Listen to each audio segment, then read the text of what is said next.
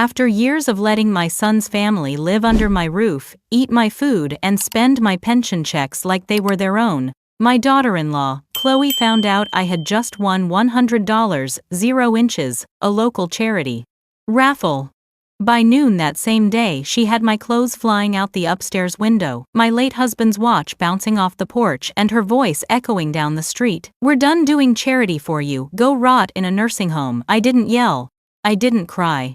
I simply brushed the dust off my cardigan, met her perfect little grin and asked softly, "Are you sure you know whose name is on that check?" For one brief second her smile twitched, and that was the moment I knew karma had already started its work. The rain had been falling since dawn, thin and cold, soaking the maple trees that lined our quiet Portland street. From where I stood on the porch I could see fragments of my life scattered across the wet lawn. Old photo frames, a box of letters tied with blue ribbon, the faded blanket I'd crocheted for Ethan when he was 5. Every drop of rain seemed to echo Chloe's words, sharp and pitiless. I heard a window slam upstairs. Then silence, heavy and complete, except for the rustle of the wind through the gutters. Ethan stood in the doorway, his shoulders slumped, eyes darting between me and the chaos around my feet. He looked smaller than I remembered, as if shame had shrunk him. "Mom," he said, barely above a whisper. She didn't mean I cut him off gently. She did, Ethan. People always mean it the first time they say it that clear. I picked up the photograph that had fallen face down, wiped the glass with my sleeve. It was cracked through the middle just like us. Chloe reappeared at the window, arms folded, lips painted that same defiant red she wore for job interviews and holidays. "I hope you kept the receipt for that check, Margaret," she called out. "It'll make things easier when we transfer the winnings." Her laugh was bright and hollow, the sound of a woman who thought she'd already won. I didn't answer. I just bent down, zipped my suitcase, and took one long look at the house I'd built with David 40 years ago. The porch light flickered, reflecting on the wet steps. "It used to mean home," I whispered to myself, before it turned into a shelter for ungrateful hearts. My neighbor Diane Hunt hurried across the street, a raincoat flapping around her like wings. "Good Lord, Maggie, what on earth is going on?" she cried, reaching for the stack of clothes by my feet. I smiled, trying to steady my voice. "Don't worry, Diane. I can manage. It's just a change of address, that's all." She looked up toward the window where Chloe stood smirking. "That woman should be ashamed," Diane muttered. "Some things have a way of circling back," I said. "You just have to give them time." Diane pressed my arm gently, then stepped back, her eyes soft with pity. The taxi arrived, an old yellow cab that smelled faintly of coffee and damp leather. The driver leaned out. "Where to, ma'am?" he asked. I glanced at the house one last time, its paint peeling a little at the corners, the flower pots Chloe had replaced with metal planters that never bloomed. "Anywhere with peace," I said, "and a roof that doesn't leak from lies." He blinked, unsure what to make of that, then opened the door for me. I climbed in, setting my suitcase on the seat beside me. Through the rain-speckled window, I saw Ethan take a hesitant step forward. "Mom, wait," he said, but his voice drowned under Chloe's next command. "Just let her go." The cab rolled away slowly. In the rearview mirror, the only thing visible was the red of Chloe's lipstick fading into gray drizzle. My hands rested on the envelope in my lap. The check from the raffle still folded neatly inside, the notice that read, "Payable to Margaret Ellison." My name written in clean black ink. The sight of it steadied me. It wasn't the money that mattered. It was the reminder that even after years of being dismissed, erased, and spoken over, my name still meant something. The driver tried to make conversation. "Rough day?" he asked. I smiled faintly. "Just the day life stops pretending." He nodded without pressing further. Portland passed by in streaks of gray and green, the city half asleep under the weight of the storm. I watched raindrops race each other down the glass, and thought about the first time Ethan and Chloe had shown up at my door. How different the rain had sounded then. It had been a softer rain, one that carried promises instead of endings. Back then I hadn't hesitated to open the door. They were young, soaked and frightened, holding baby Caleb wrapped in a blanket. "Just for a while," Chloe had said, her voice trembling. "Until we get back on our feet." I remembered how I'd smiled, saying the words that had once felt so right. "You'll always have a place here. This house is family." I had believed that with all my heart. Family I thought was the one thing that couldn't turn against you. How naive that sounded now. The taxi slowed at a red light, and I could see through the fogged window a bakery I used to visit every Sunday. The same sign still hung above the door, Sweet Seasons. I remembered taking Caleb there for cookies, his little hands sticky with sugar as he laughed and called me Grandma. Lately, Chloe had made him say Miss Margaret instead. Grandma sounds too old, she'd said, smiling that same tight smile she wore when she took something that wasn't hers. The memory ached like an old scar in the cold. As the cab moved again, I leaned my head back against the seat. The hum of the tires blended with the rain, steady and hypnotic. "Are you okay, ma'am?" the driver asked, quietly. I nodded. "I'm better than I look. Sometimes losing everything is just how freedom dresses at first." He chuckled softly, as if uncertain whether it was a joke. Outside, the city blurred into mist, and for the first time in years I didn't feel trapped. We pulled up to the small motel on Burnside Street. The neon sign flickered, rooms available. I paid the fare, thanked the driver, and stepped out into the drizzle. My shoes sank slightly into the puddles as I walked to the entrance. Inside, the clerk barely looked up. "Nightly or weekly?" he asked. "Weekly," I said. "Maybe longer." The room smelled of bleach and old carpet, but it had a bed, a lamp, and silence, the kind that didn't cut. I set my suitcase down and placed the envelope with the check on the nightstand. The lamp's yellow glow hit the ink just enough to make the name shine faintly. Margaret Ellison. It looked strange seeing it written clearly again, not hidden beneath someone else's convenience. I ran my finger over it, tracing the letters the way David used to when we signed Christmas cards together. "Always sign your name," he'd tell me. "People can forget everything else but not that." I smiled at the memory, small and bittersweet. Outside, the rain had slowed to a whisper. I sat by the window watching droplets slide down the glass and thought of Chloe's smug expression as she threw my life into the street. Let her have her moment, I thought. Let her dance in her illusion. The truth has a way of showing up uninvited, like the dawn after a long night. I wasn't planning revenge, not yet. I only knew that whatever came next, it would start with patience and end with proof. The room was quiet except for the ticking of the wall clock.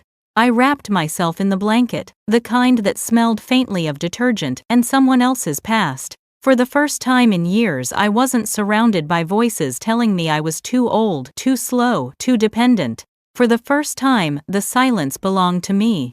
I closed my eyes, whispering to the air, "You were right, David. Kindness isn't weakness.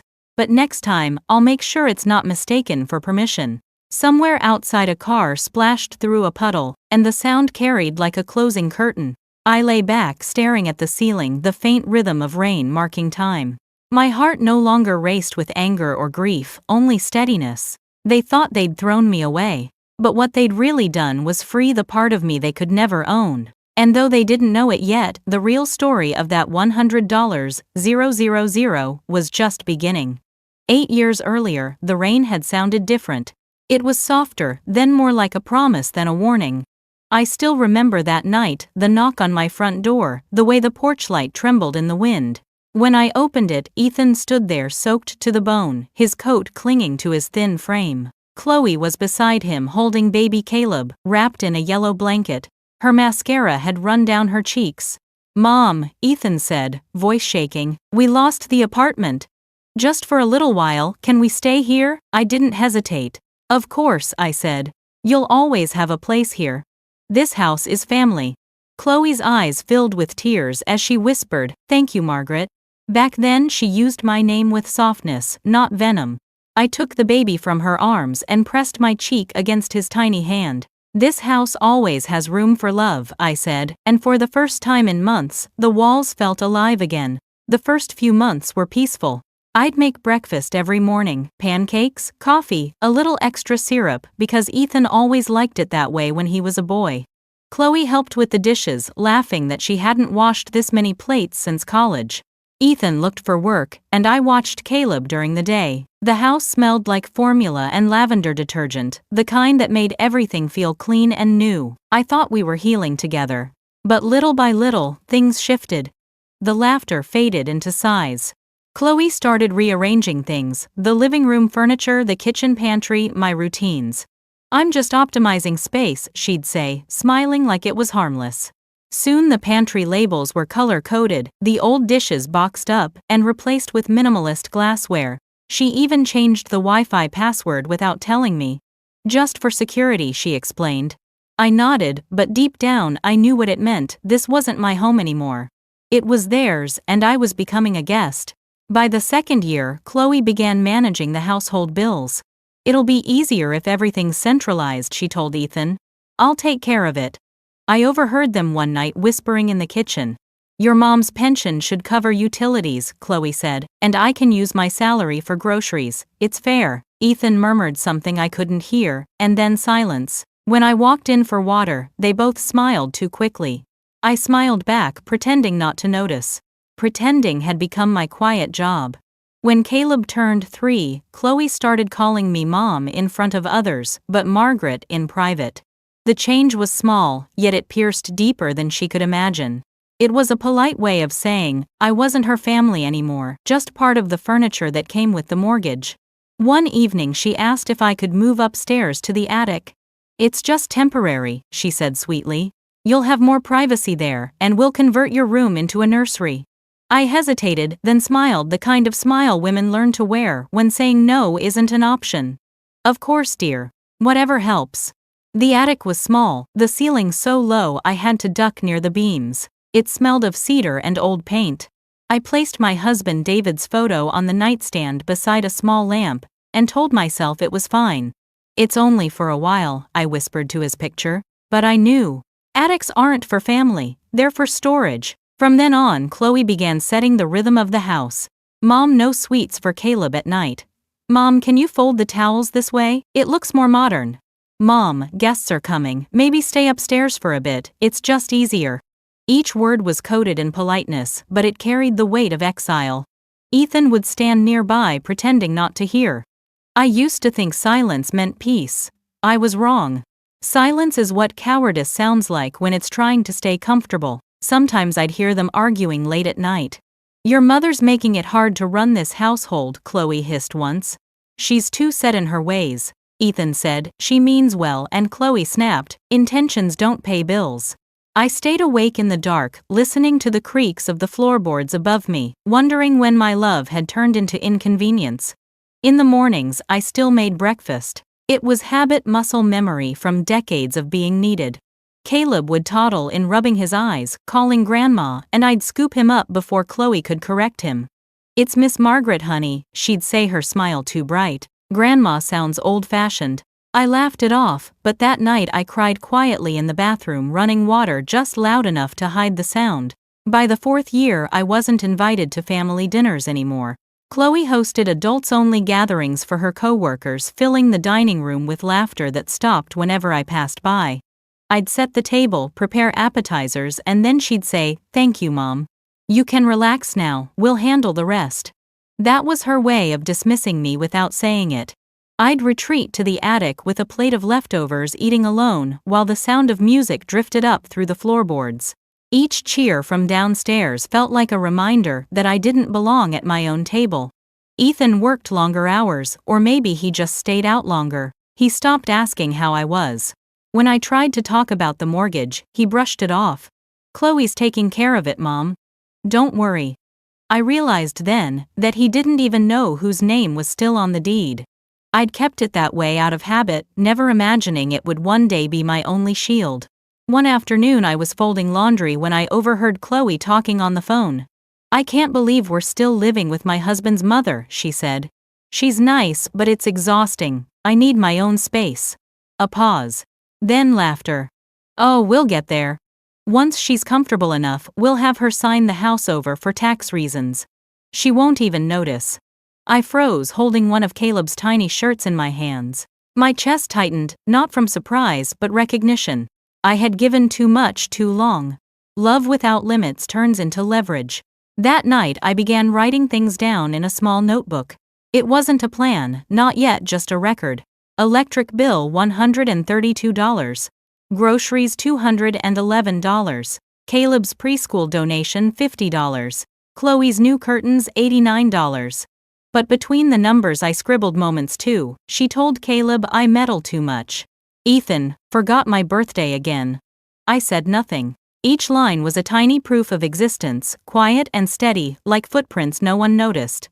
As the years went on, I learned to live in the corners of my own home. My morning coffee became my prayer. My attic window became my witness. Sometimes I'd catch Chloe watching me, her smile tight, calculating. Once she said, "You're really lucky, you know, not many people your age have family to depend on." I smiled back, and not many have family who depend on them without realizing it.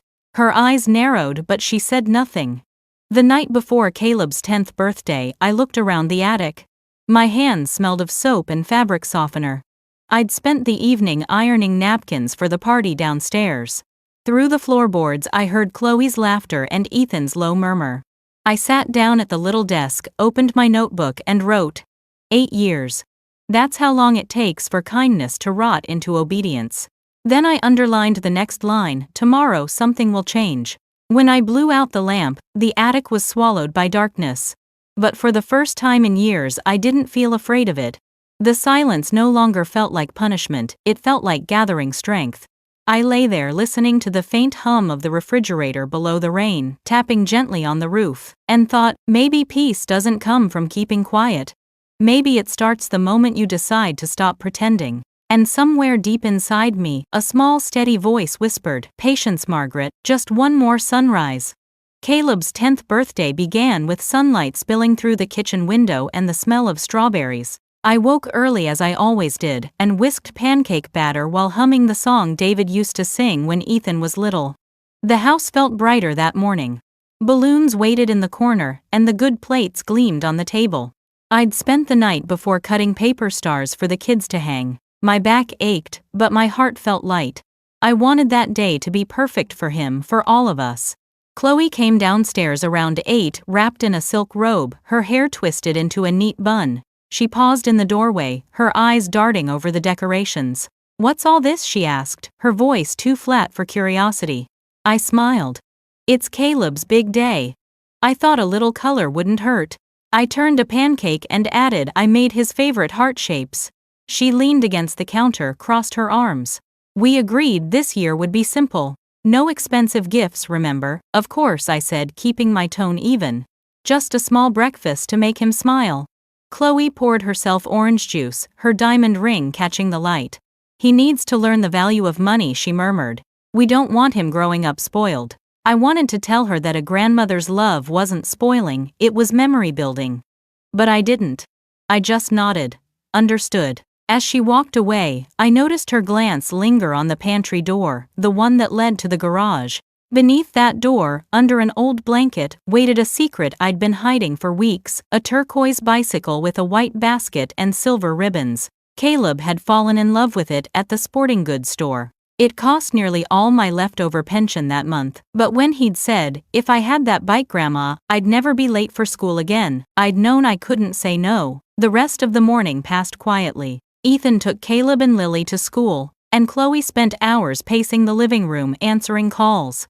I cleaned the counters, pretending not to hear her, bragging to someone about tight finances and family sacrifices. Every word pressed like a stone against my chest. When the clock struck 2, I slipped into the garage, pulled back the blanket, and stared at the bike. Its paint shimmered even in the dim light. I ran my hand along the handlebars and whispered, "You're going to make one little boy very happy." By evening, I had everything ready. The kitchen smelled of buttercream, the small vanilla cake waiting under a glass dome. Balloons bobbed by the window. When I heard the car pull in, I peeked through the curtains and saw Caleb's face light up. "Grandma," he shouted as he ran up the steps. Chloe followed slower, her smile taut. Ethan carried a box of cheap cupcakes, store-bought, bland, efficient. "We thought we'd keep it easy this year," he said sheepishly. "Chloe's idea." "It's fine," I said softly, though the word felt brittle. Caleb tugged my hand. "Grandma, can I have my surprise now? You said there'd be one." Chloe's head snapped toward me. "What surprise?" I knelt down and brushed a strand of hair from Caleb's forehead. "Come with me," I said. He squealed, clapping his hands as I led him through the hallway to the garage. Chloe followed suspicion, tightening her jaw. I flicked on the light, pulled back the blanket, and there it was, the turquoise bike gleaming like a piece of summer. Caleb gasped. "It's mine, really," I nodded. "Happy birthday, sweetheart." He ran to it, hugging the handlebars, his laughter ringing like music. For a moment, the house felt alive again. Ethan smiled, wiping his eyes. "Mom, you shouldn't have." But his tone carried warmth, not reproach. "I thought maybe, just maybe, we were okay." Then Chloe's voice sliced through the air. "What is this supposed to be?" She stepped forward, eyes blazing. "I told you, no expensive gifts." Her words made Caleb flinch. "It's just a bike," I said evenly. "He's dreamed of it all year." "That's not the point," she snapped. "We have rules. You're undermining our parenting." "Rules," I said quietly. "Since when does love need regulations?" Chloe's face reddened. "Don't twist this. You did this to show me up, didn't you? To prove you're the better parent." Ethan tried to speak, but I raised a hand. "I did it because he's my grandson and I wanted to see him smile, nothing more." Caleb looked between us, confused. "Mommy, Grandma didn't do anything bad." Chloe crouched to his level, forcing a smile. "Sweetheart, Grandma's just tired. She'll understand when we return the bike." His face fell. "No, please don't." He clung to my arm, crying. "I'll clean it, I'll take care of it." My heart ached. I wanted to tell Chloe to stop, to see what she was doing, but her eyes had already hardened. "Return it," she said coldly. "Or I will." She turned and walked out, leaving the air heavy with humiliation. That afternoon, I wheeled the bike back to the shop. The same young clerk with curly hair greeted me, cheerful as ever. "Back so soon, ma'am? Don't tell me there's a problem." I forced a smile. "No problem. The little girl just changed her mind."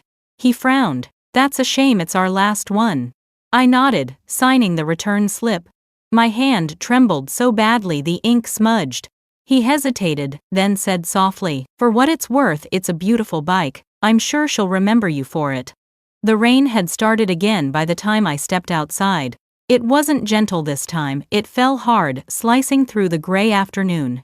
Each step home felt heavier than the last. By the time I reached the house, the lights inside glowed, warm and bright, but they didn't welcome me. I could hear the TV, the laughter of a sitcom, Caleb's muffled sobs. I didn't go in. I stood on the porch staring at the wreath Chloe had hung that morning, the one that said "Home Sweet Home," and realized it no longer meant me. Later that night, after everyone had gone to bed, I went to the kitchen. The cake sat untouched on the counter, candles still unlit. I took a knife and cut a small slice, sat down at the table and whispered, "Happy birthday, my love," as if Caleb could hear me through the walls. The silence answered instead.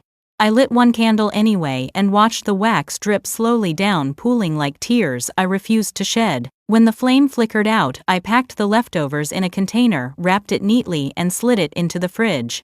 On the counter beside it lay the receipt for the bike, folded in half.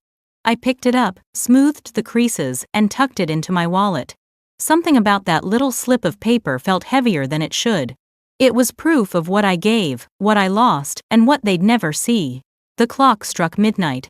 I stood by the window staring at the reflection of my face against the dark glass. The woman who looked back wasn't weak. She was tired, yes, but not broken. "Enough," I whispered. "Enough, pretending this is love." Upstairs, the house was still. The only sound was the faint ticking of the clock and the rain tapping against the gutters.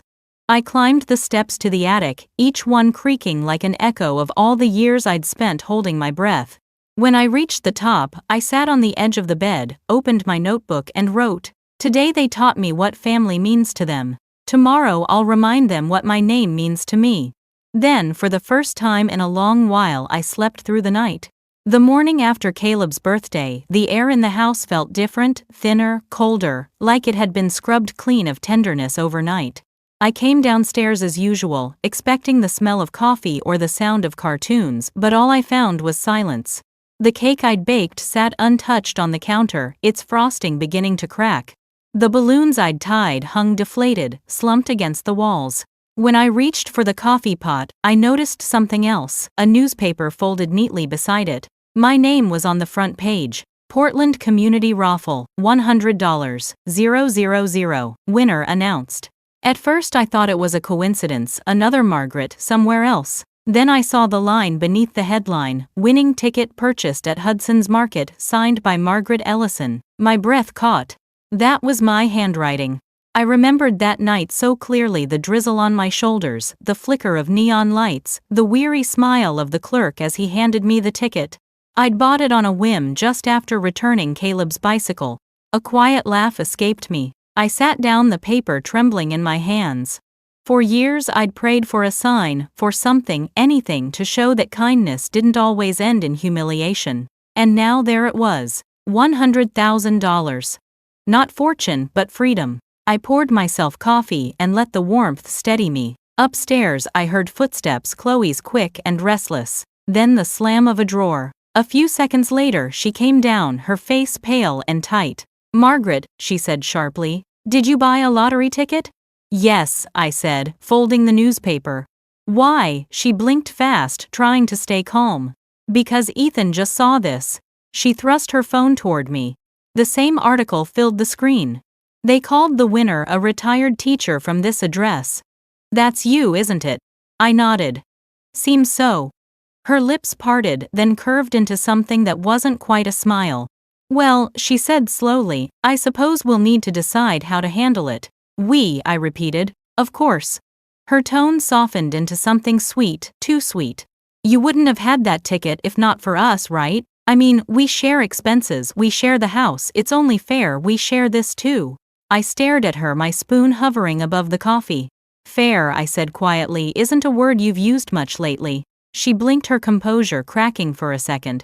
"Don't start, Margaret, we're all adults here. We'll manage this responsibly."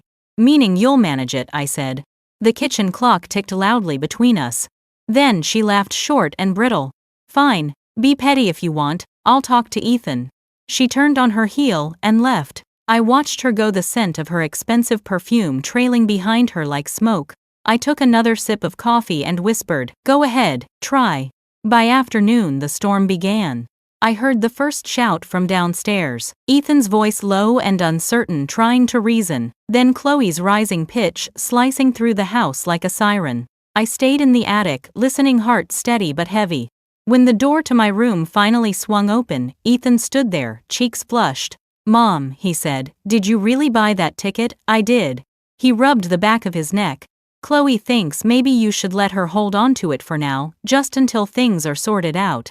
I looked at him and saw the boy he used to be, the one who once brought me daisies from the park, convinced I could fix everything. "Do you trust her that much?" I asked. He hesitated. "She just wants what's best for the family." "The family," I said, "or herself?" He sighed, looking down. "It's complicated, Mom. You know how she gets." "Yes," I said softly, "I do." He opened his mouth to say something more, then closed it. "Maybe we should all sit down and talk tonight." "Maybe," I said. "If you can find the courage for it." When he left, I closed the door and leaned against it, the weight of years pressing against my shoulders. I knew Chloe wouldn't wait. She was already planning her next move. That evening I found her in the living room, surrounded by papers, printouts, screenshots, even an old calculator. She looked up, her eyes gleaming. "I've called the raffle board," she said. "They're sending confirmation forms. I told them we'd handle the claim together." "We won't," I said simply. Her smile froze. "Excuse me, the ticket is in my name. The receipt's in my purse. It's mine." Her laugh came out sharp and hollow. "Oh, Margaret.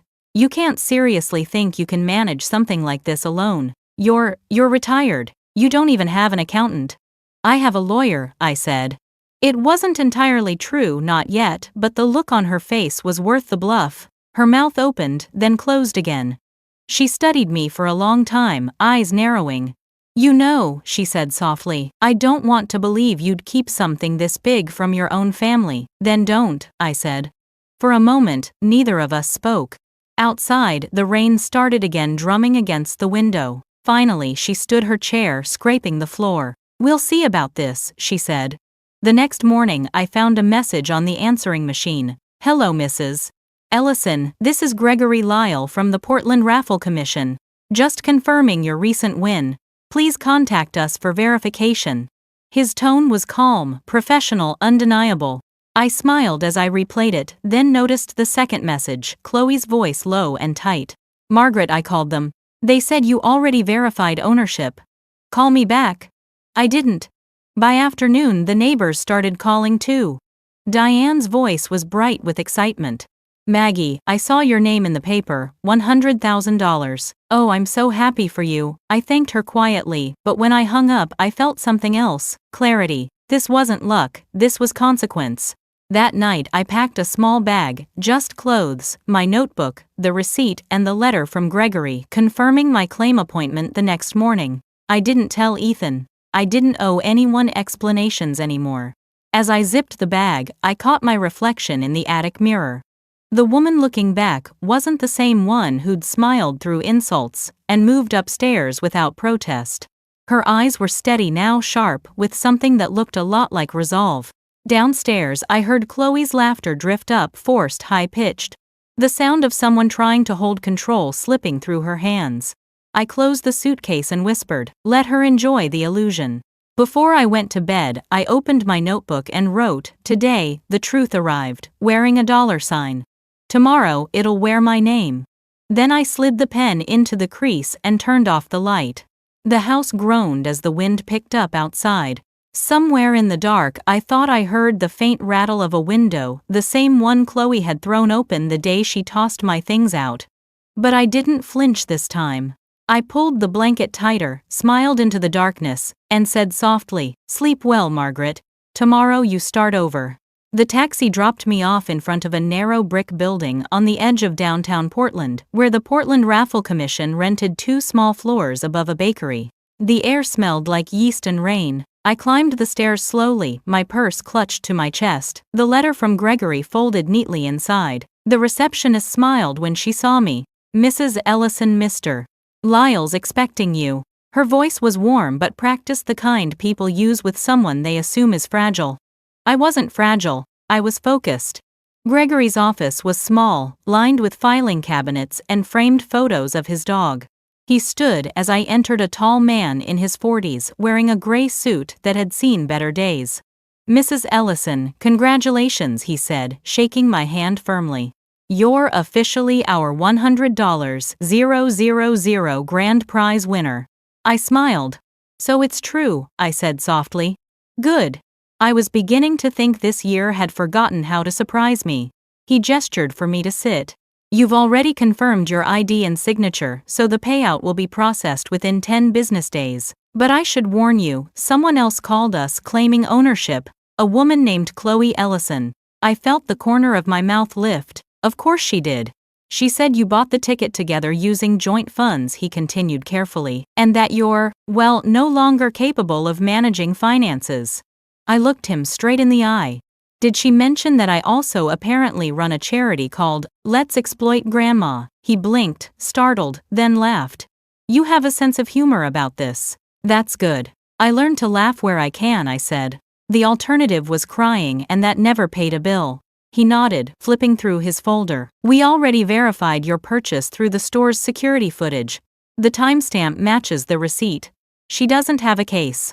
"I know," I said calmly. "But she'll try anyway. People like her always do." Gregory leaned forward. "If she continues making public claims, we can issue a cease and desist." "Do you want that?" I shook my head.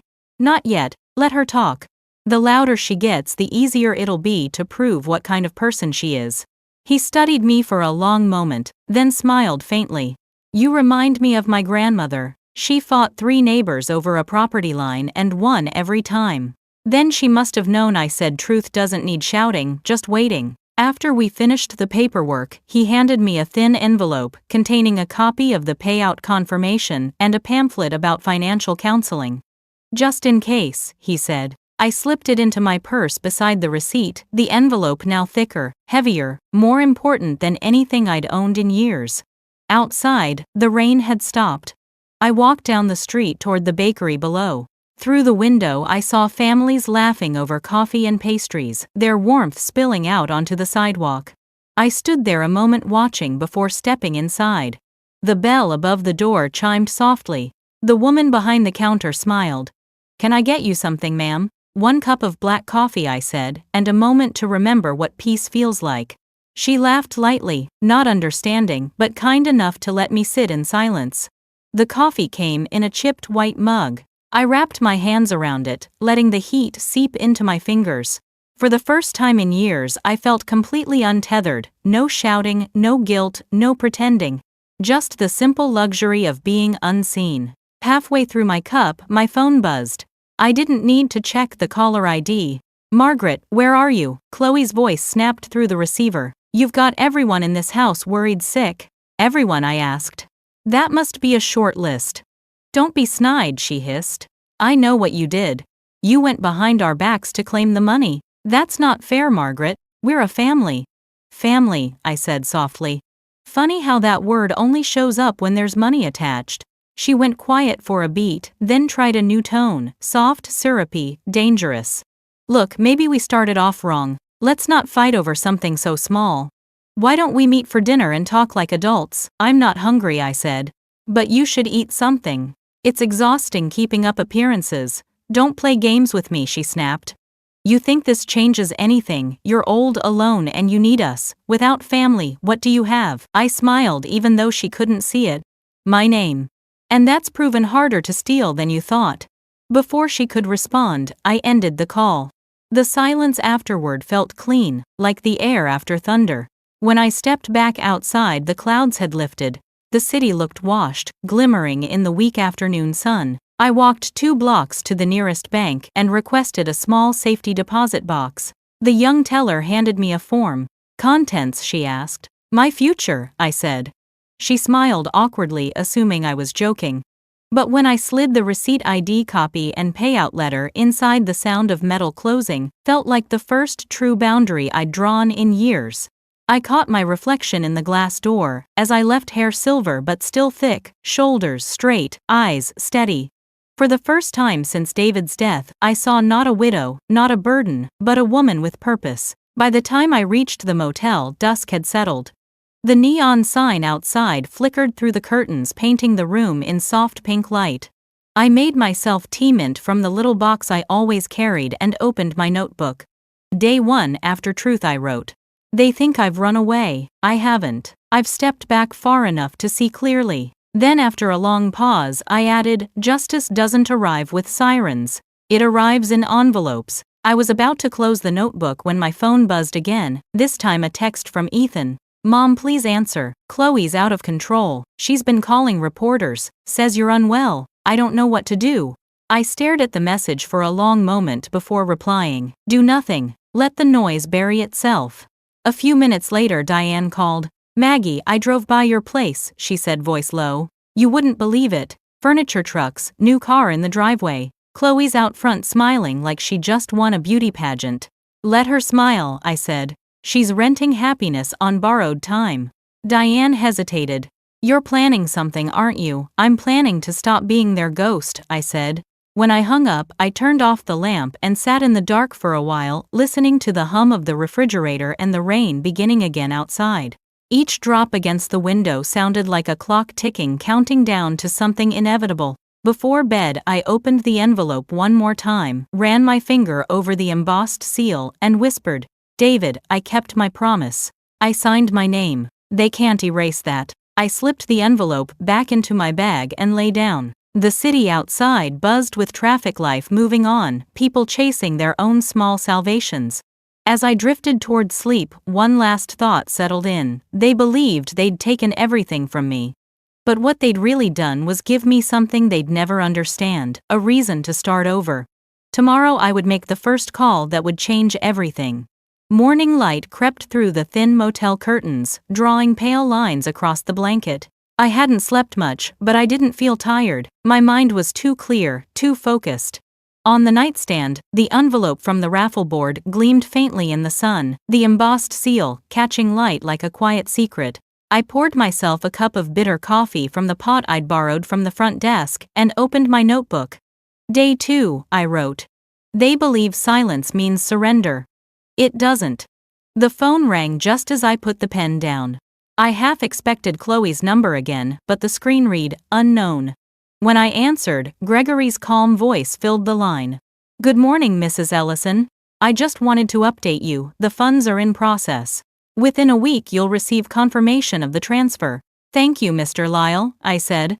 And the other party, he sighed. She's persistent. Your daughter-in-law called again this morning, claiming you're suffering from early confusion. She even mentioned a doctor's note. I smiled, though it didn't reach my eyes. Was the doctor also her hairstylist? He chuckled under his breath. Don't worry, we've verified everything. Your ID, your signature, the timestamp. She doesn't stand a chance. I'm not worried, I said. I'm patient. After we hung up, I stared at the phone a while longer. Chloe's desperation didn't surprise me, it only confirmed what I already knew. Greed grows loudest right before it burns itself out. At noon, I called Diane. She answered on the second ring, her voice breathless. Maggie, you'll never believe what's going on here. Try me, they've turned your house into a circus. There's a delivery truck every other hour. Furniture, electronics, clothes, good lord, she even had a piano carried in today. Ethan looks like he's been run over. And there's a new SUV in the driveway, black with silver trim, brand new. Black and silver, I said softly. Let me guess, leather seats. Diane paused. You really do know her. I knew her type before she had a name, I said. Diane lowered her voice.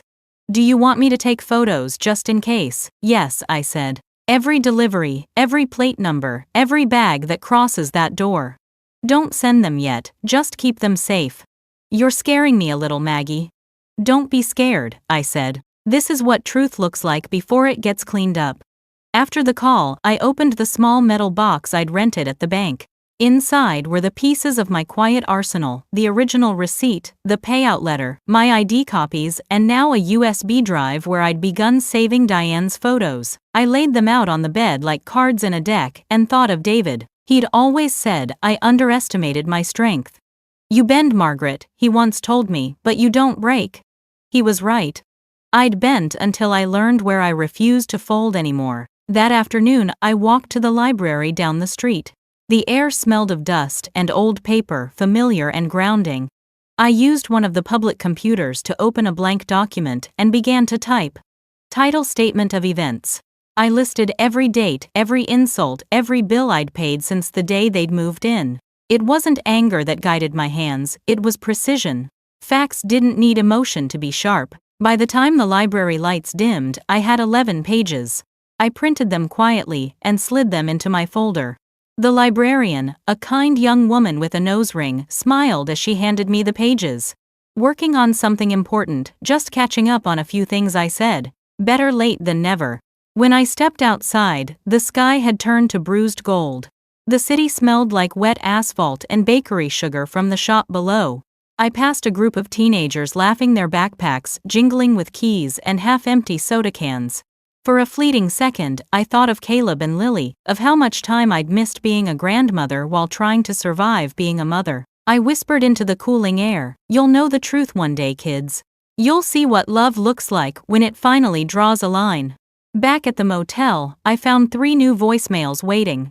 The first was from Ethan, his voice tired, cracking between words. Mom, please call me. Things are getting bad. Chloe's. She's different. I think she's scared, but she won't admit it. The second was from Chloe herself. Her tone had changed again, no more sugar, just venom. You're humiliating us, Margaret. Everyone's talking.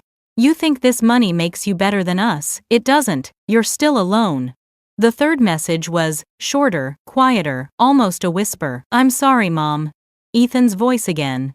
I set the phone down and stared at the wall for a long time. Outside, the streetlight flickered its glow, seeping through the thin curtains like a heartbeat. I didn't delete the messages. They were part of the record now, proof that truth makes even the guilty reach for forgiveness. Around midnight, a knock came at my door. My heart jumped until I heard Diane's muffled voice. It's me. I opened the door, surprised. She stood there clutching a manila envelope. I printed everything she said, breathless. Receipts, timestamps, even screenshots from Chloe's Facebook posts. You should see how shameless she is. Hard work pays off, she wrote, standing in front of your house like it was hers. I took the envelope, smiling faintly. Thank you, Diane. You just made sure the story writes itself. She doesn't know who she's messing with, Diane muttered. She knows, I said. She just forgot I can read. We sat for a while drinking tea from paper cups. Diane shook her head. I don't understand how you're so calm. Because calm is what scares them, I said. They expect tears, not strategy. Before she left, she squeezed my hand. Whatever happens next, Maggie, I've got you. When the door closed, I stood alone in the quiet room, the envelope of evidence heavy in my hand. I placed it on the table beside my notebook and stared at both until the clock struck 1. Then I began to write again. Day 3. They think winning money changed me. It didn't. It reminded me who I was before I started apologizing for existing. Tomorrow I'll speak the first truth out loud. I closed the notebook, turned off the light, and lay down. The night hummed with distant traffic, but inside the room everything was still. Before I drifted to sleep, I whispered to the darkness, "David, if you can hear me, you'd be proud. I'm not fighting dirty, I'm fighting right." The next morning, the first thing I saw was the envelope of evidence catching sunlight on the table. The second was my own reflection in the mirror, hair-tousled eyes, steady, no longer the woman waiting to be saved. And for the first time in years, I didn't feel like someone's mother or burden. I felt like myself, whole, sharp, and quietly dangerous. The rain started before dawn, tapping softly on the thin motel window. I sat up, wrapped my sweater tighter, and listened to the steady rhythm. It sounded like a clock counting down. On the small table beside me lay the open notebook, a cup of cold tea, and the envelope that held every piece of proof I owned, my receipt, the payout letter, the photos Diane had sent. I touched the edge of the paper and whispered to myself, "Everything starts today." When I stepped outside, the air smelled of wet pavement and coffee. The streets were slick, reflecting the blurry glow of neon lights from the diner across the corner. My feet carried me there before I even decided. Inside, the waitress knew me by now. "The usual?" she asked. I nodded. "And a quiet corner, please." She smiled. "You always sit there. It's like your office." It did feel like one, a tiny space where I could plan unseen. I pulled out my phone and scrolled through the morning headlines. My breath caught. There it was, young couple wins, $100, 000, lottery credits, family support. Underneath the title, a photo of Chloe and Ethan standing in front of my house. Chloe's smile stretched wide as she held up the check, Ethan's arm awkwardly around her shoulder. The caption read, "Hard work and gratitude bring blessings." I stared at the image until the coffee grew cold. Gratitude, I thought. That woman used the word like perfume, something to hide what really stinks. The article quoted her directly. "We were blessed to have my husband's mother with us. She always wanted us to have a good start. She insisted we keep the winnings as a fresh beginning." I laughed under my breath, a sharp sound that made the waitress glance over. "Is everything all right, hun?" she asked. "Just fine," I said. Truth's starting to wake up. I folded the paper neatly and slid it into my bag. Then I called Gregory. He picked up on the second ring. "Mrs. Ellison, good morning. I was just about to reach out. We've confirmed everything. Funds will be released into your account this week." "That's good news," I said, "though it seems my daughter-in-law is already spending it." He sighed. "Yes, I saw the article. Don't worry, once the transfer is public, record any false claim they've made becomes legally actionable." "Do you want me to issue a formal notice?" "Not yet," I said. "Let her think the world still believes her." Gregory chuckled. "You're remarkably calm, Mrs. Ellison." "Calm," I said, "is just what revenge looks like before it puts on its coat." After I hung up, I stared out the window, watching the rain ease into mist. My reflection looked older than I remembered, but there was a steadiness in my eyes that hadn't been there for years. I took a sip of coffee and whispered, "David, it's starting. You told me once the truth doesn't chase people, it waits. Well, it's waiting at our doorstep now." By noon, my phone buzzed again. "Diane. Maggie, you won't believe it. They've got TV cameras outside. Chloe's been doing interviews." I smiled faintly. "Describe it to me." "She's wearing that cream-colored dress, the one she called her power look. They've parked the new car in the driveway for the backdrop. She's saying something about how hard work pays off, and how lucky they are to have such a supportive family. Ethan looks like a ghost, poor thing." "Keep watching, Diane," I said. "Take notes." "Notes?" she asked. "Yes. Every word, every lie, it's all going to matter soon." That evening, I walked to the small bank 2 blocks away. The clerk recognized me. Back again, Mrs. Ellison, just checking on my box, I said. He led me to the private room where I unlocked the deposit box and placed the folded newspaper next to the receipt. When people lie loudly, I murmured, it's wise to keep the truth somewhere quiet. When I left the bank, the sky was finally clear. A pale sun peeked through clouds, catching on puddles that mirrored everything upside down, rooftops, signs, faces. I thought about how easily people believe reflections, even when the real thing is standing right in front of them. At the motel, I brewed fresh tea and opened my notebook. The first page read, Day of Patience. I turned it and wrote, Day of Power.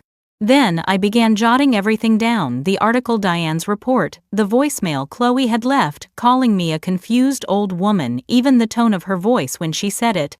I'd learned that details were stronger than emotions. Emotions fade, evidence doesn't. By nightfall, I was ready for the next step. I logged into social media and created a new account under the name Margaret from the Attic. No photo, no location, just a single post. Funny how people forget whose name they erased before posting their blessings. Within an hour, the post had dozens of comments. Is this about the raffle couple? One wrote. Another said, wait, wasn't that house her mother-in-law's? The thread began to grow like wildfire, spreading from small talk to gossip, from gossip to outrage. I didn't need to say another word. The internet did the rest. Around 10, my phone buzzed again. Ethan. His message was simple. Mom, can we talk? I waited before replying. Then tomorrow, 2 p.m., at the diner. I spent the night awake, staring at the city lights bleeding through the curtains. Somewhere across town, Chloe was probably celebrating, believing the lie she'd built could hold. I almost felt sorry for her. Almost.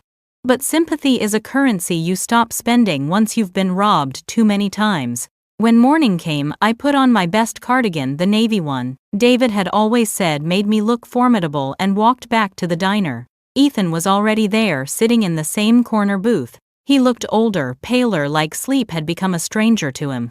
Mom, he said, standing awkwardly. You look good. Winning suits me, I said, lightly sitting down. He winced. Chloe went too far. I didn't know she'd. You didn't stop her, I said. He stared at the table. I'm sorry. Sorry doesn't fix stolen truth, I said quietly. But it's a start. He reached into his jacket and slid a folded piece of paper across the table. She made me sign this. A joint statement for the press. I haven't sent it yet. I unfolded it. We confirm that the winning ticket was purchased with shared household funds and gifted to us by Margaret Ellison, who wishes to remain out of the spotlight. I smiled sadly. She wrote this. He nodded. She said it would make things easier. For whom? I asked. He didn't answer. I slid the paper back to him. Ethan, you have two choices. Keep letting her define you, or start remembering who raised you. He looked up, then eyes red. She'll destroy me if I leave. She already has, I said. You just haven't stopped bleeding yet. We sat in silence. The waitress brought coffee, and for a moment we just listened to the hum of the city waking up outside. Finally, Ethan said, What are you going to do? Nothing, I said, sipping my coffee. Nothing loud anyway. The truth already started moving. I'm just following its lead. When I left the diner, the sun was bright, the air crisp. My phone vibrated, a message from Diane. Reporters pulled the article. The raffle board issued correction. Official winner confirmed as Mrs. Margaret Ellison. It's everywhere. I stopped walking and closed my eyes. The world had just shifted.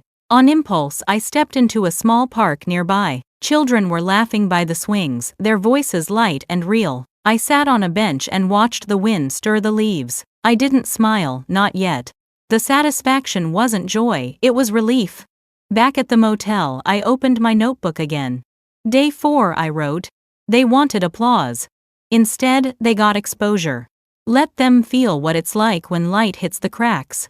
Then I set down my pen, exhaled, and said softly to the empty room, let the storm find them. I'm done hiding. The morning I became headline news again, I didn't even have to buy a paper. The motel clerk handed it to me with a grin. You're famous, Mrs. Ellison, he said. The front page read, Lottery Scandal Unfolds, Elderly Teacher Revealed as True Winner. Below it a smaller headline, Couple Accused of Misrepresenting Prize Claim. Chloe's picture was printed right next to mine, her smile frozen mid-performance. I took the paper, folded it once, and said quietly, "It's not fame, son. It's correction." I carried the newspaper back to my room, laid it on the table, and stared at the ink until it bled into the grain of the cheap wood. The phone began to ring before I'd even poured my coffee. I let it ring 3 times before picking up. "Margaret, it's Gregory," he said, voice brisk. "We've officially processed your funds. The account is active. And there's something else." "Let me guess," I said. "Chloe's trying again." He gave a short laugh. "You're psychic. She filed a letter through her attorney, claiming mental incompetence on your part. Says you're being manipulated by outside parties." I stirred my coffee slowly. "Outside parties, you mean the ones who returned my dignity?" Gregory chuckled softly. "That would be us, yes. Don't worry, it's weak. We'll counter with proof. I'm drafting the legal response this morning." "Thank you," I said. "And Mr. Lyle." "Yes, make sure she gets a copy. People like her need to see the signature before they believe it's real." After the call, I sat by the window and watched the clouds scatter over the city. The rain had finally stopped, leaving the sidewalks glistening like fresh slate. It was strange how peace could exist in the same world as betrayal. By noon, Diane called. "Maggie, you won't believe what's happening. Reporters are outside your old house. Chloe's hiding inside, and Ethan looks like he's aged 10 years overnight." "Did you see it yourself?" I asked. "From my porch," she said. "She's pacing like a trapped cat. There's delivery receipts piling up, credit collectors showing up, looks like she spent the whole prize before she even had it." I smiled faintly. "Then she just taught herself the first rule of greed: it always runs ahead of reality." "Maggie," Diane said softly, "it's getting ugly." "You sure you're safe there?" "I'm not the one who should be worried," I said. When I hung up, I took out the notebook again and opened to a new page. "Day 5, I wrote. "The world is catching up to what I already knew. Lies travel fast, but truth buys the ticket." The phone buzzed again, this time a text from Ethan. "Mom, please. Chloe's losing it. She says the press twisted everything. She wants to talk to you." "Tell her to read the paper," I replied. "Front page usually clears confusion." A few hours later my phone rang again, and this time it was her. "Miss Margaret," she began, sugarcoating her tone. "I just wanted to have a gentle chat." I set the cup down and smiled to myself. "Gentle is new for you, Chloe. What do you need?" "Well," she said, dragging the word out like silk, "I think there's been a mix-up. The paperwork, the check, everything's a mess. The bank needs a few things signed, and it would just make everything smoother if you'd confirm that you don't plan to claim the funds." I almost laughed. "That's funny. Because the bank already confirmed the opposite." Her breath caught. "Margaret, please, this isn't the time for pride." "No," I said, "it's the time for proof, which thankfully I have in writing." Her voice hardened. "If you want to drag this through court, I'll make sure everyone knows how you really are. Bitter. Manipulative. Unwell." "I'm sure you will," I said evenly. "But when you do, remember to spell my name right. It's the one thing you can't steal." She was silent for a few seconds, then said sharply, "You'll regret this." "No," I said, lowering my voice, "you will.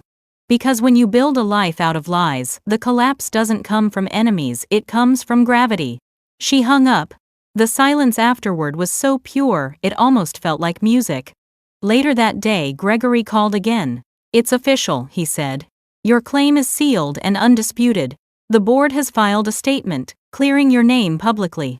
Chloe's accusations are now defamation. I recommend we respond quietly, but firmly." "Quietly," I repeated. "That's how I've done everything so far." "Why stop now?" he hesitated. "You're remarkably calm about all this." "I'm old, Mr. Lyle," I said. "I've learned that calm is just anger that's been trained to wait." After I hung up, I poured myself another cup of tea and turned on the television. A local reporter stood in front of my house describing the unraveling of a suburban fairy tale. Behind her, Chloe could be seen slamming the door on the camera crew. I turned up the volume. "Neighbors say the couple had recently made large purchases and accepted public congratulations before confirmation of the win," the reporter said. "The rightful winner, Mrs. Margaret Ellison, has remained unavailable for comment." I smiled. Unavailable, I said aloud. How lovely that sounds. As the reporter signed off, the camera caught a glimpse of Ethan standing on the porch, looking directly at the lens, his expression unreadable. For a moment, his eyes flickered, guilt maybe, or relief. I couldn't tell. But I knew this much: he was starting to see what I'd seen all along. That night I sat by the window with the city lights glowing like quiet constellations below. The sound of passing cars rose and fell like waves. I opened my notebook again and wrote, Day 6, the lie has begun to devour its owners. I haven't lifted a finger. That's the thing about revenge: it's not about destruction, it's about patience. About letting truth do the heavy lifting. I set down the pen and leaned back in the chair. The rain returned, softly blurring the lights outside. I thought of David, of the nights we used to sit together in this same kind of quiet. He'd always believed good people eventually won. I used to doubt him. Not anymore. My phone buzzed once more, this time with a photo from Diane, a shot of Chloe's front yard. The once proud Ellison residence sign was gone. Only muddy tire tracks remained. Under the picture, Diane had typed a single line, "Karma came knocking early." I stared at the photo a long while, then replied, "Leave the door unlocked. It's not done yet." Before turning off the light, I whispered into the still air, "Tomorrow they'll finally understand what they threw away wasn't a house, it was grace." Then I blew out the candle, leaving only the soft shimmer of the city to light the room. By sunrise, the storm had shifted from rain to noise. Every headline, every social feed, every neighborhood whisper carried the same story. Lottery couple, lied mother-in-law, is legal winner. The motel TV flickered with my face beside Chloe's split screen, like a morality tale. The reporter's voice was cool and factual. The Portland Raffle Board has verified that the $100,000 ticket belongs solely to retired teacher Margaret Ellison. I poured my coffee slowly, steady hand, steady heart. They wanted a villain. The world had already chosen one. By 9, Diane called again, her voice trembling with excitement. "Maggie, it's everywhere. Everyone's talking about you, the silent winner, they're calling you. Chloe's losing her mind." I smiled into my cup. "That name has a nice ring to it." Diane laughed nervously. "She's pacing the porch like a caged cat. Reporters are outside. She screamed at one this morning, said you're a senile liar." Poor Ethan just stood there. I took a slow breath. Let her keep talking. Every word is evidence. When I hung up, I opened my laptop. My inbox was full: messages from strangers, journalists, even an email from the raffle board, asking if I'd give a statement. I ignored them all. Silence had gotten me this far. Why trade it for noise? At noon the phone rang again. Ethan's voice came through low, weary. "Mom, she's not herself. Chloe's been crying all morning. People are calling her a thief." "Maybe they're just calling her what she's shown them," I said. He sighed. "I didn't know she'd tell those lies. I swear I didn't." "Did you stop her?" I asked. He didn't answer. Just the sound of him breathing on the other end. "Mom," he said, finally, "I'm sorry. You said that before." I replied softly. "You're running out of ways to say it." He swallowed hard. "I just want to fix it." "Then start by facing it," I said. "Everything else comes later." That afternoon, I took a walk downtown. People glanced at me with that half-curious, half-recognizing look you get after your face has been on the news. One young woman at a bus stop smiled shyly. "You're her, right, the lady from the lottery story." "I suppose I am," I said. She grinned. "Good for you. People like that shouldn't get away with it." Her words were simple, but they landed like a small blessing. For years I'd been invisible. Now strangers saw me clearly, not as a burden but as proof that decency still fought back. When I returned to the motel, there were 3 new messages waiting. The first was from Gregory Missis. "Ellison, your funds have cleared. I recommend setting up a trust. We'll discuss details tomorrow." The second was from a local paper asking for an interview. The third was from Chloe. Her voice trembled between panic and pride. "Margaret, this has gone too far. You've humiliated us. Do you have any idea what you've done to my family?" I laughed quietly. "Your family," I whispered to no one. "You mean mine?" That evening, as the city dimmed to amber light, I watched a news segment replaying Chloe's meltdown. Her hair was unbrushed, her makeup streaked. "She's old and confused," she shouted into the microphones.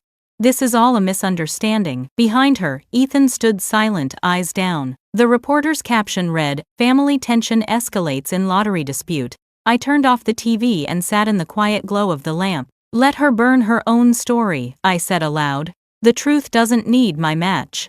The next day, a new headline appeared online. "Community turns against local couple after lies exposed." The article listed their unpaid credit accounts, the furniture store demanding returns, the luxury car dealership threatening repossession. Chloe's name trended for all the wrong reasons. Diane sent a text, "They're drowning Maggie." "You were right, karma keeps good books." I didn't reply. I just wrote in my notebook, Day 7. The storm they built finally remembers who owns the thunder. Late that night there was another call. Ethan again. His voice cracked. "Mom, everything's gone. The money's not coming. We spent what we didn't have. Chloe maxed everything. They're calling about repossessing the car." "What should I do?" "Maybe start with, 'I'm sorry,'" I said. "I already did." "Then say it to the right person," I said. "Not to me, to yourself." He was quiet for a long time. "She's furious. She says you'll destroy us." "I didn't have to," I said. "You did that yourselves." His voice softened, breaking. "Mom, please. Can we meet? I need to understand how it all got here." "I'll be at the diner tomorrow," I said. "Come alone." The following morning I arrived early, sat in the same corner booth as before. The waitress refilled my cup without asking. "Rough week, huh?" she said with a smile. "Not rough," I replied. "Just overdue."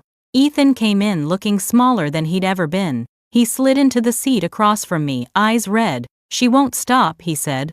"She's talking about suing, about proving you're unstable. She even said she'd find a doctor to back her up." "She already tried," I said. "Didn't work." He leaned forward. "Mom, I never wanted this. I didn't know how to stop her." "You stop people like Chloe by not joining their silence," I said. He nodded, defeated. "I'll tell the truth. To everyone." "Good," I said. "Do it for your children, not for me." He swallowed. "Do you forgive me?" I looked at him for a long moment. "Forgiveness isn't a door, Ethan. It's a window. It opens when the air's finally clean. Right now the air still stinks of lies." He blinked hard and nodded. "I understand." When he left, I stayed behind, tracing the rim of my coffee cup, thinking how strange it was that justice didn't feel like victory. It felt like silence after too much noise. That night the phone rang one last time. Gregory again. "Mrs. Ellison, the legal filing from Chloe's side has been retracted. She's dropped her claim." I imagine she finally saw there's no ground left to stand on. "I imagine she saw the ground falling beneath her," I said. He laughed softly. "Well, if it helps the public's firmly in your corner now. Everyone loves a redemption story." I smiled faintly. "It's not redemption, Mr. Lyle. It's correction." After the call, I turned off the TV, drew the curtains, and opened the window a crack. The air smelled like wet cedar and faraway freedom. I opened my notebook and wrote Day 8. They lost their voices trying to drown mine. Truth didn't fight, it floated. And I didn't have to scream to be heard.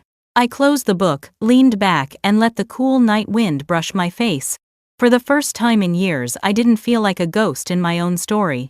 I felt like the author again. Somewhere across the city, Chloe was probably tearing through her empty house, shouting at shadows that no longer listened. Ethan would be quiet beside her, realizing that silence no longer protected anyone. And I finally understood what David had meant when he used to say, "Justice doesn't always roar, Margaret. Sometimes it just waits until the world gets quiet enough to hear it breathe." Tonight the world was finally quiet. The next morning the sun cut through my motel window like a blade of light. For the first time in weeks I didn't wake to anxiety or ringing phones.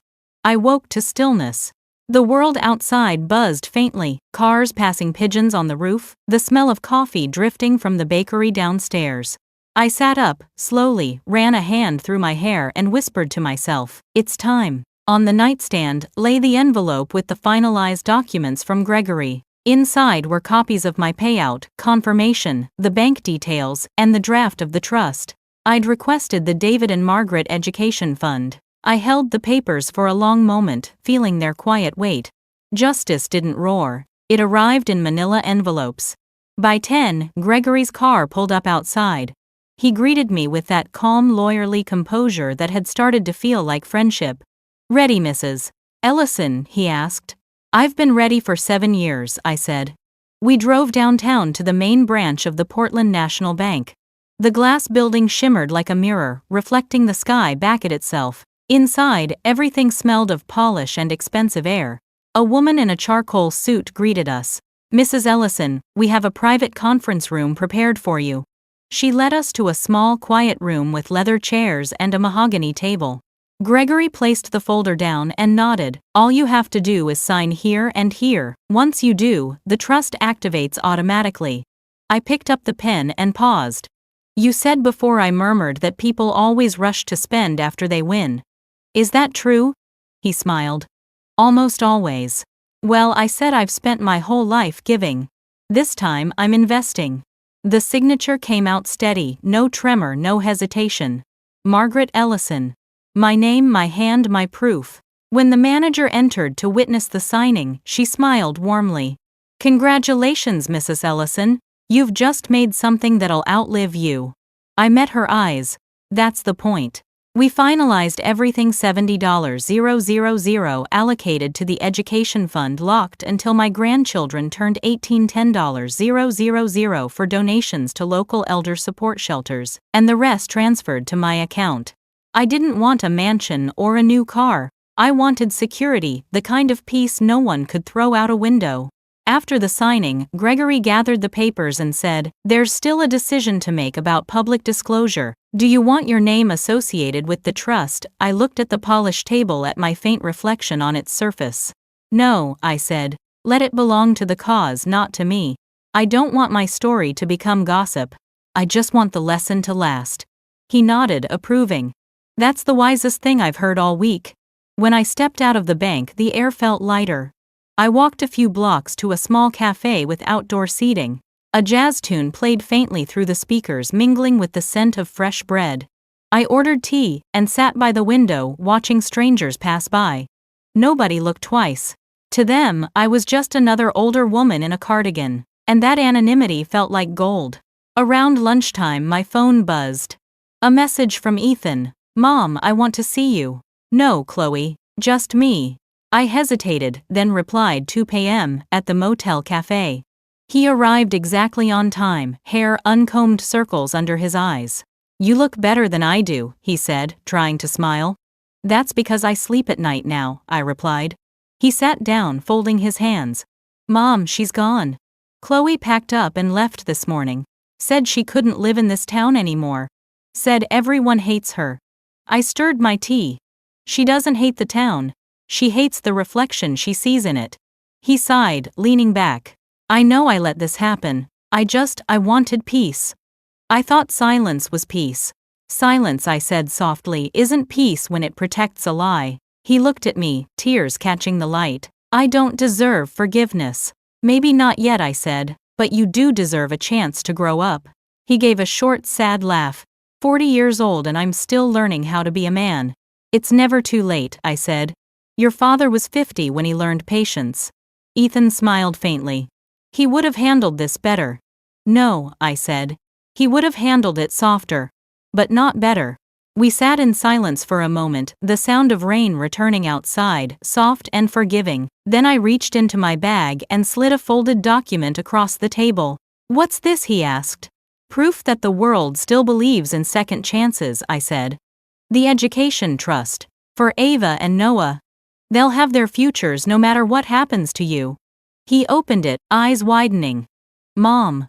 You did this, yes. But don't thank me, earn it.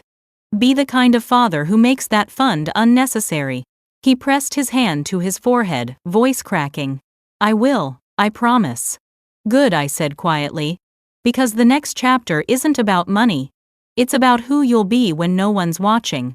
When he left, I sat for a long while watching the rain paint streaks across the window. Every drop looked like something washing away, bitterness, anger, years of being unseen. I reached for my notebook again and wrote day 9. I signed the papers. The money is no longer just mine, it's proof that decency outlives deceit. That evening I returned to the motel for the last time. My few belongings fit into 2 small bags, clothes, a framed photo of David, my notebook, and a silver watch he'd given me on our 25th anniversary. I left the room key on the desk and stood for a moment at the doorway looking back. The faint smell of coffee and rain still lingered. This room had held my lowest point and my turning point.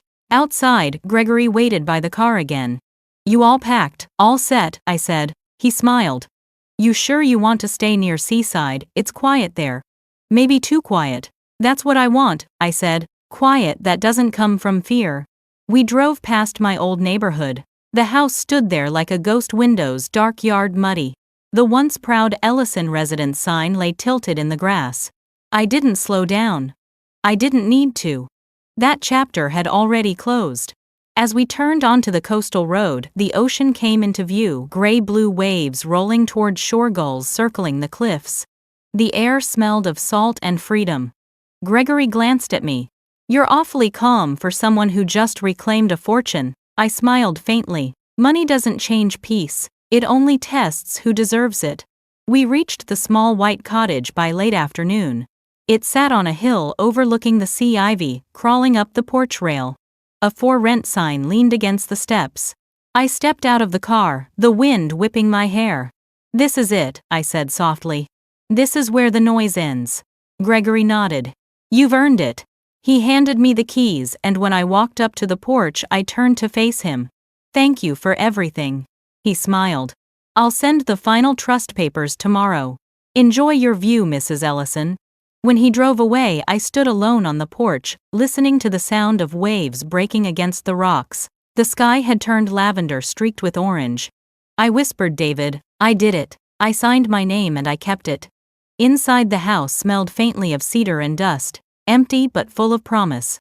I unpacked slowly, setting the photo of David on the mantel, lighting a small candle beside it. The flame flickered in the reflection of his smile. That night I sat by the window, the ocean dark and endless beyond. The air carried the scent of salt and pine. I wrote my last line of the day: "Tomorrow begins, the quiet part of justice, the living after the noise." And for the first time in years, I have no more fear of tomorrow. The cottage smelled of new beginnings, salt in the air, faint cedar from the old beams, and something clean like linen dried in sunlight. My first morning there, I stood barefoot on the porch, watching the tide creep in. The ocean didn't roar here, it whispered. A steady rhythm, patient and sure. For years I'd woken to noise that wasn't my own: doors, slamming voices, raised resentment, masked as charity. Now there was only the sea and my own heartbeat. I unpacked slowly, taking care with each thing. The framed photo of David went on the mantel, his gentle smile catching the morning light. My notebook sat on the kitchen table beside a steaming cup of tea. I opened it to a fresh page. "Day 10, I wrote. "The storm has passed, but I'm still learning to trust the quiet." A knock sounded at the door just as I put the pen down. I half expected Diane, but when I opened it, I saw Ethan standing there, wind-blown, nervous, holding a paper bag that smelled faintly of coffee and muffins. "Morning, Mom," he said softly. I stepped aside. "Come in." He looked around as he entered, eyes scanning the little living room, the lace curtains, the vase of wildflowers I'd picked that morning. "It's beautiful here," he said. "Peaceful." "It was meant to be," I replied. He set the bag on the counter and hesitated. "I brought breakfast. Figured you might not have groceries yet." "Always the considerate boy," I said gently. "Just a few decades late." He smiled awkwardly. "Fair enough." We sat at the small table, the sound of waves rolling in and out like background music. He poured the coffee and handed me a cup. His hands trembled slightly. "Mom," he began, voice low, "Chloe called me last night. I imagine she had a lot to say." He nodded. "She's different, scared. She said she doesn't know where to go. She asked for help." I took a sip of coffee. "And what did you say?" He stared into his cup. "I told her I didn't know. That maybe she should talk to you." I set the cup down and looked at him. "Ethan, when someone throws you into the street, you don't invite them in for tea until they've learned what the cold feels like." He sighed.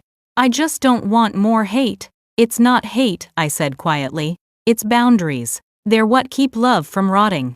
He leaned back, rubbing his face. I've been going to those support meetings you mentioned for single parents. They talk a lot about forgiveness, about rebuilding. I smiled faintly. Good.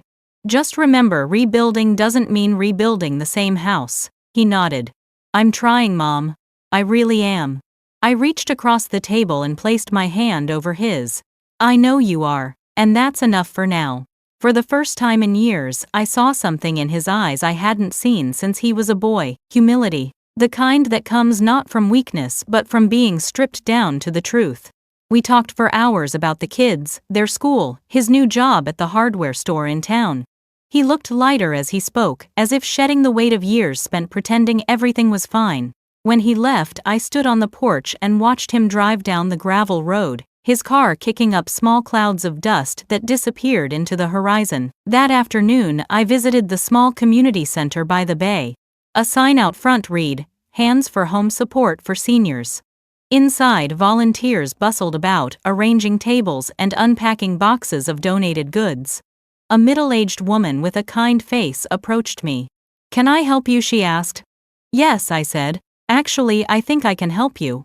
Within an hour, I'd signed up as a volunteer. My first task was simple: writing welcome cards for new residents who'd just been placed in temporary housing. Each card began with the same words: "You are not alone." It felt good using my hands for something other than defense.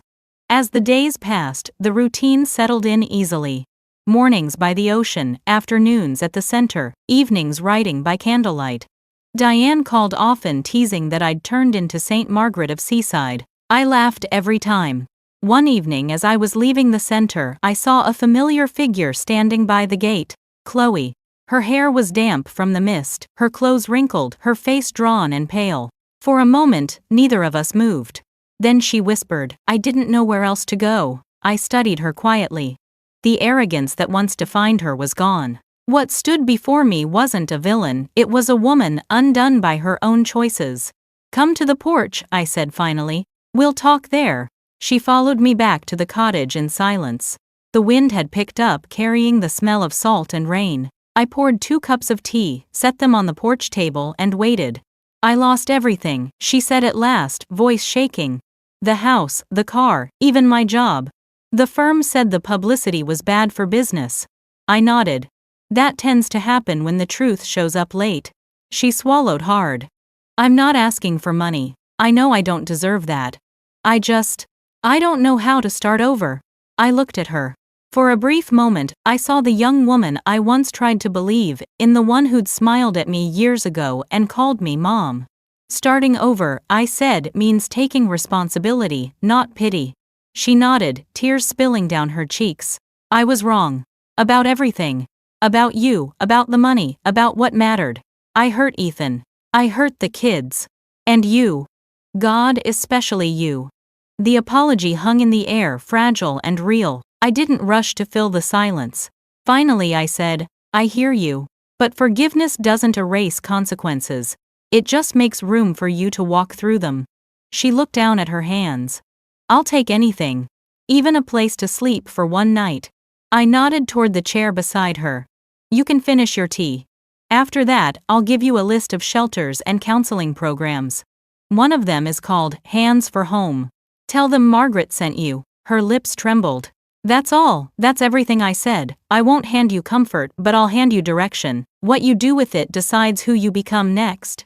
She wiped her eyes and nodded slowly. "Thank you for not turning me away." "I'm not turning you away," I said gently. "I'm just not carrying you anymore." We sat in silence, the sound of the waves filling the space between us. When she finished her tea, I handed her the list. She looked at it for a long moment, then stood. "I'll try to do better," she whispered. "Try isn't enough," I said softly. "Do better."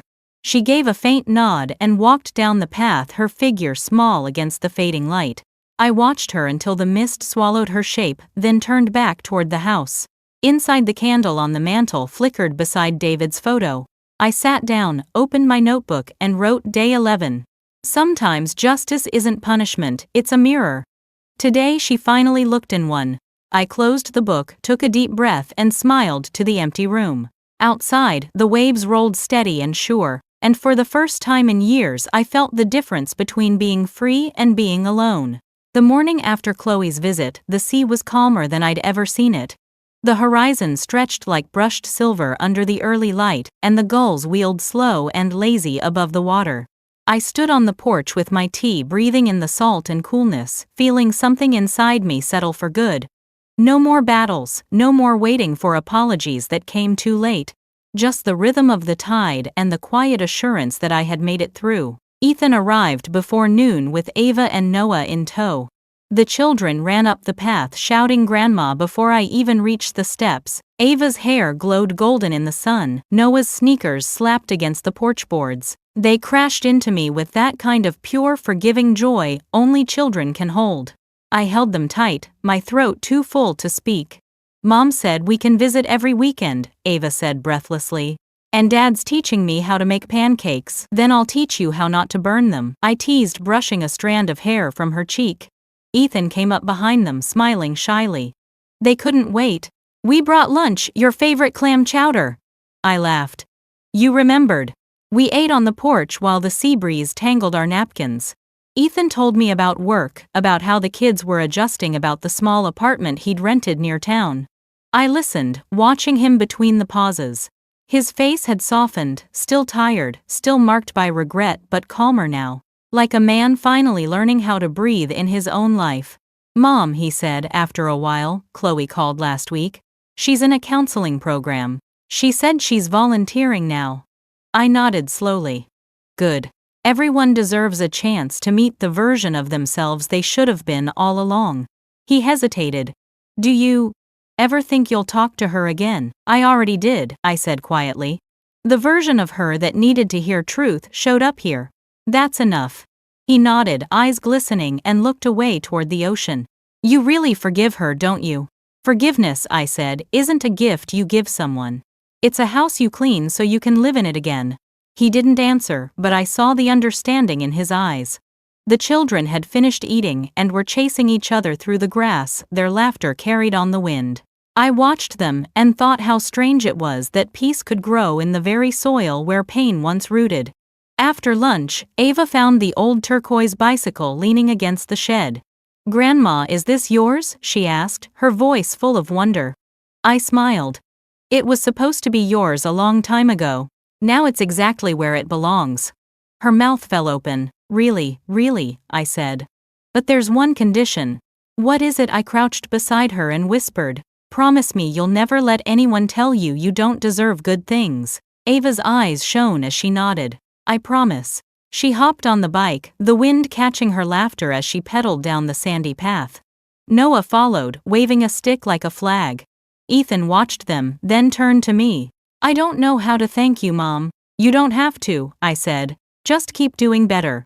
That's how gratitude works, it has legs. He smiled, tears standing in his eyes. I will.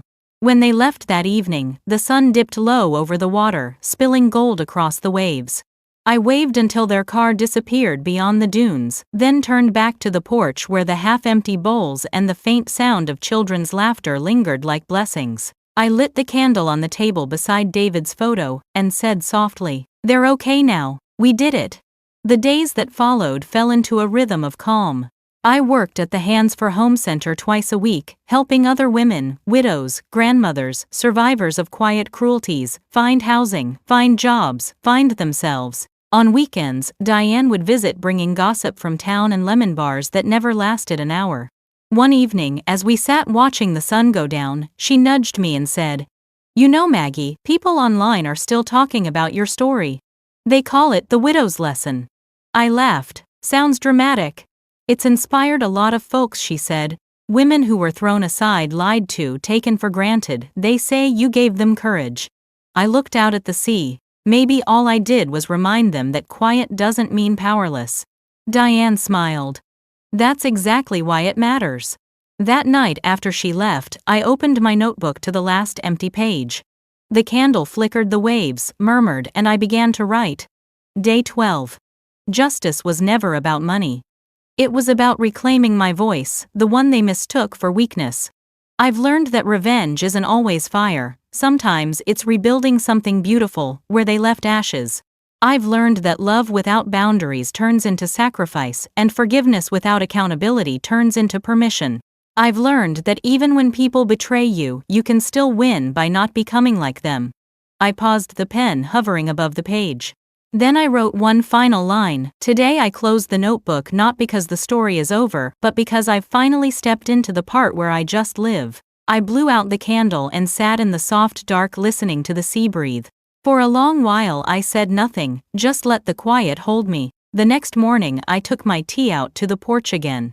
The world was pale and washed, new sunlight dripping off the edge of the horizon. A small bird landed on the railing, chirping like it was greeting the day on my behalf. I smiled. My phone buzzed a message from a stranger online. "Mrs. Ellison, I watched your story. It gave me the courage to walk away from people who didn't respect me. Thank you." I typed back, "Walk away if you must, but walk toward something better. You deserve peace." Then I set the phone down and looked out at the water. The tide was coming in again, steady and endless, erasing footprints in the sand only to invite new ones. It reminded me of how life worked, nothing truly gone, just reshaped by time and choice. As the waves curled closer to shore, I whispered, "David, I kept my word.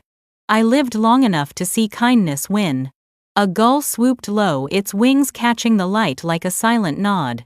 I smiled, wrapping the cardigan tighter around my shoulders. If anyone had told me years ago that being thrown out of my own home would lead me here to peace, to purpose, to freedom, I'd have laughed. But sometimes you have to lose everything to remember what truly belongs to you. So if you're listening now, wherever you are, tell me, have you ever stood at the edge of your old life and realized it didn't own you anymore? I'd love to know what freedom looks like from where you are. Leave me a comment, share your story, or simply sit with me here in spirit. Because maybe that's what healing really is, not forgetting the pain, but sitting in the same place it once broke you, and realizing you're still whole. And if this story touched you, if you've ever found strength in the quiet like I did, don't forget to like, share, or subscribe, not for me, but so that one more woman out there somewhere between hurt and hope knows she isn't alone. The sea shimmered in front of me, vast and alive, and I lifted my cup to the horizon. "Here's to the ones who survive quietly," I whispered. "May the world never mistake our silence for surrender."